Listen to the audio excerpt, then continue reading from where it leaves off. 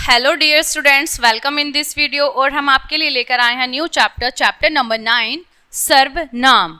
तो जिस तरह से हिंदी में भी सर्वनाम होते हैं ऐसे संस्कृत में भी सर्वनाम हैं, ठीक है। तो उनका संस्कृत में हम देखेंगे उन सर्वनाम को क्या कहते हैं। सर्वनाम क्या होते हैं? जो संज्ञा के स्थान पर प्रयोग किए जाते हैं, ठीक है।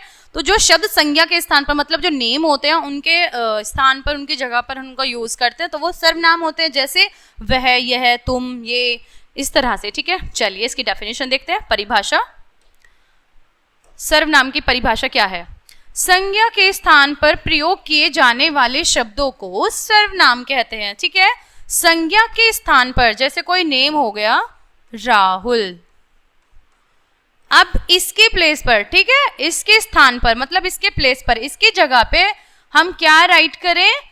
जो भी राइट करेंगे, ठीक है। जैसे हमने कर दिया वह, ठीक है, तो ये हो गया सर्वनाम, ये संज्ञा हो गई, ये सर्वनाम हो गया, ठीक है। इस तरह से तो उसको सर्वनाम कहते हैं। जैसे वह, वे दोनों, मैं, तुम आदि, इस तरह के, मतलब नेम नहीं लिया जा रहा है, बस ऐसे ही बता दिया गया है, ठीक है। संकेत कर दिया गया कि वह, वे दोनों, मैं, तुम, इस तरह के वर्ड, ठीक है, जहां पे किसी का नेम ना लेकर कोई और वर्ड पे यूज करते तो हो जाता है सर्वनाम। चलिए अब देखते हैं यह, जो यह सर्वनाम है, ये वर्ड, इसको हम संस्कृत में क्या कहेंगे? एक के लिए क्या कहेंगे, दो के लिए क्या, और सभी के लिए क्या कहते हैं? एतद। संस्कृत में यह शब्द के लिए एतद सर्वनाम है, ठीक है। एतद का अर्थ होता है यह। तो देखते हैं हम इसके रूप तीनों लिंगों में किस तरह से बनते हैं, और तीनों ही लिंगों में क्या होता है, इसके रूप अलग अलग होते हैं, ठीक है। जैसे पुल्लिंग में अलग होगा, ठीक है, पुल्लिंग में अलग होगा, स्त्रीलिंग में अलग होगा, नपुंसकलिंग में अलग होगा, इनवर्स में, और वचन भी इनमें जैसे चेंज होता है ना, एक की जहाँ पे एक का ज्ञान हो रहा है तो वहाँ पे अलग होगा, जहाँ पे दो चीज़ों के बारे में पता चल रहा है वो अलग है, और जहाँ पे बहुत सारी चीज़ों को पता चल रहा है वो अलग है, ठीक है। तो यह एषः, इसका अर्थ हो जाएगा यहाँ पे यह एक, ठीक है, जहाँ पे कोई एक है उसके लिए हो गई एषः। अब एतौ का क्या हो जाएगा? ये दो, और एते का क्या अर्थ हो जाएगा? ये सभी, ठीक है। इस तरह से एषः, एतौ, एते, यह एक, यह दो, और ये सब। और अब स्त्रीलिंग के भी ना चेंज होते हैं इसके, ठीक है। तो पुल्लिंग का तो ये हो गया एषः, एतौ, एते।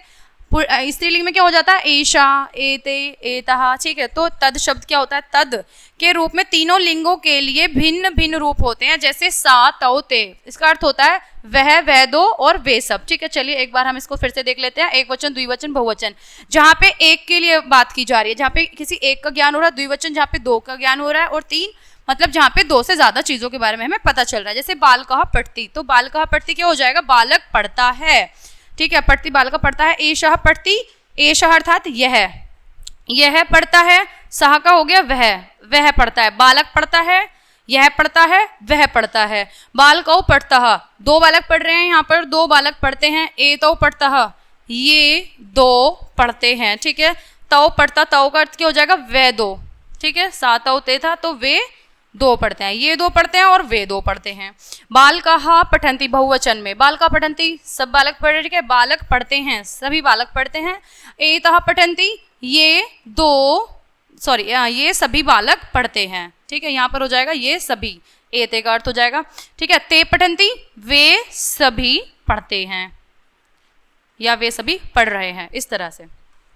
नेक्स्ट आप देख लेते हैं हम स्त्रीलिंग का क्या होता है। पुल्लिंग का किया था, ठीक है। अजा चरती, अजा अर्थात बकरी, बकरी चरती है, खाती है, ठीक है। एषः चरती और सा चरती। एषः का अर्थ हो जाएगा यहाँ पे स्त्रीलिंग के लिए यह, ठीक है, यह चरती है। सा का अर्थ हो गया वह चरती, वह, यह चरती है। सा का अर्थ हो गया वह चरती है। अब देख लेते हैं द्विवचन में क्या हो जाएगा। अजे चरतः, चरती, चरतः, चरन्ति, ठीक है। अजा, अजे, अजाः, चरती, चरतः, चरन्ति, ठीक है। एषा, एते, एतः, इस तरह से। सा, ते, तः, तो स्त्रीलिंग के हैं ये, ठीक है। एते चरतः, इसका हो जाएगा यह दो चरती हैं। ते चरतः, वह सब चरती हैं या वह सब खाती हैं, ठीक है। अजः चरन्ति बहुवचन में है, तो सभी बकरियां क्या कर रही हैं? बकरियां चर रही हैं। एता चरन्ति, ये सभी बकरियां चर रही हैं। ताः चरन्ति, वह सब बकरियां चर रही हैं। इसी तरह से अब नपुंसकलिंग का आ गया यहाँ पर ये, ठीक है, फल शब्द नपुंसकलिंग। तो देखते हैं इसमें किस तरह से प्रयोग होता है सर्वनाम का। फलम अस्ति, फल है, फलम अस्ति अर्थात फल है। एतत् अस्ति, तत् अस्ति, एतत् मतलब यह है, यह है, तत् अस्ति वह है, ठीक है। एतत् फलम अस्ति, यहाँ हो जाएगा फलम। एतत् फलम अस्ति, यह फल है, तत् फलम अस्ति वह फल है। इसी तरह से फलम फले फलानी, अस्ति स्तः सन्ति, है, दो हैं और तीन हैं, ठीक है, मतलब बहुत सारे हैं। एतत् एते एतानि, तत् ते तानि, ठीक है। तो यहाँ पे हो जाएगा फले स्तः अर्थात दो फल हैं, एते स्तः ये क्या है, ये दो फल हैं, और ते स्तः ते स्तः का हो जाएगा यहाँ पे वे सब, सॉरी वे दो। इस तरह से वहां पे बहुवचन में आ जाएगा सभी के लिए, जहाँ पे चीज बहुत सारी होती है। बहुवचन फलानी संति, ये सब फल हैं, ठीक है। फलानी संति सभी फल हैं। एतानी संति, तानी संति, एतानी अर्थात ये सब फल हैं।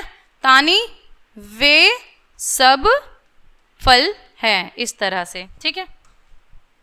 अब देख लेते हैं हम यहाँ पे सर्वनाम, ठीक है। तो सर्वनाम शब्दों के तीन पुरुष होते हैं। कौन कौन से होते हैं? प्रथम, मध्यम, संस्कृत में तीन पुरुष होते हैं, तो सर्वनाम शब्दों के तीन पुरुष होते हैं। प्रथम पुरुष, मध्यम पुरुष, उत्तम पुरुष। प्रथम पुरुष का प्रयोग कहाँ पर होता है जानेंगे, और मध्यम का कहाँ होता है, उत्तम का कहाँ पर होता है, ठीक है। तो प्रथम पुरुष का प्रयोग होता है किसी अन्य व्यक्ति के लिए, जैसे वह, वे दो, वे सब, ठीक है। वह हो गया, और यह भी हो सकता है, ठीक है, जैसे हमने अभी किया था एषः, एतः, ठीक है। तो इस तरह से प्रथम पुरुष में सः या एषः वाले आते हैं, तद शब्द या एतत् शब्द, ठीक है।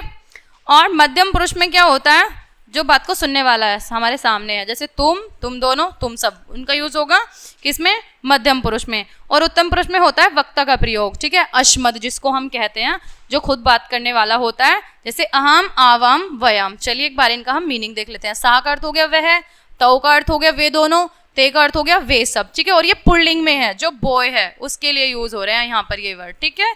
ही मध्यम पुरुष का प्रयोग होता है जो बात को हमारा सुनने वाला है, हमारे सामने है, जो श्रोता है, जैसे तुम, जैसे हम किसको टारगेट करके, तुम खाना खा रहे हो, तुम पढ़ रहे हो, तुम बोल रहे हो, तुम वदसी, इस तरह से। तुम अर्थात तुम दोनों के लिए हो जाएगा युवाम, और तुम सभी के लिए हो जाएगा यूयम। उत्तम पुरुष को होता है मैं के लिए, जैसे अहम पठामी, मैं पढ़ रहा हूँ, ठीक है, या मैं पढ़ रही हूँ। अहम पठामी, हम दो पढ़ रहे हैं, जैसे आवाम, आवाम, ठीक है। और हम सभी के लिए हो जाएगा यहाँ पर वयम, ठीक है। चलिए एक बार हम इसके शब्दार्थ को देख लेते हैं। जैसे बालकः, बालकः का क्या अर्थ है, बालकः अर्थात एक बालक है यहाँ पर ये, ठीक है, एक बालक। एते अर्थात ये दो, और ये किस में आ रहा है, एतत् एते, तो नपुंसक लिंग द्विवचन है ये।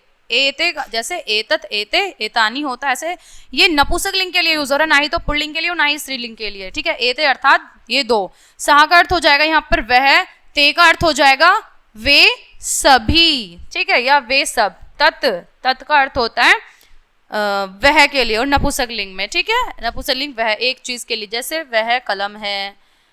बालकाः बहुत सारे बालक, ठीक है, सभी बालक। अजह का अर्थ हो जाएगा अजह सब बकरियां, ठीक है। तानी वे सब नपुंसक लिंग में आ गए, ठीक है। तत् ते तानी होता है यानी कि वह सभी नपुंसक लिंग में।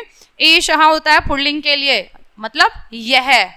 एतानी सर्वानी, ठीक है, एतानी का मतलब होता है सभी, ये सब, और नपुंसक लिंग में। और यहाँ पर है नेक्स्ट आपका तौ अर्थात वे दोनों, ठीक है, ये हो गया पुल्लिंग का आपका तौ सर्वनाम। साग हो गया स्त्रीलिंग का शब्द हो गया ये वह के लिए। तहा हो गया वे सब, स्त्रीलिंग का बहुवचन है ये, ठीक है। ते का अर्थ हो जाएगा वे दोनों, और ये ते का अर्थ हो गया यहाँ पे आपका नपुंसक लिंग द्विवचन, ठीक है। तत् ते तानी वे दो। बालकौ दो बालक। एतौ ये दो, ठीक है, दो। और नेक्स्ट है आपका पठंती, पठंती अर्थात पढ़ते हैं।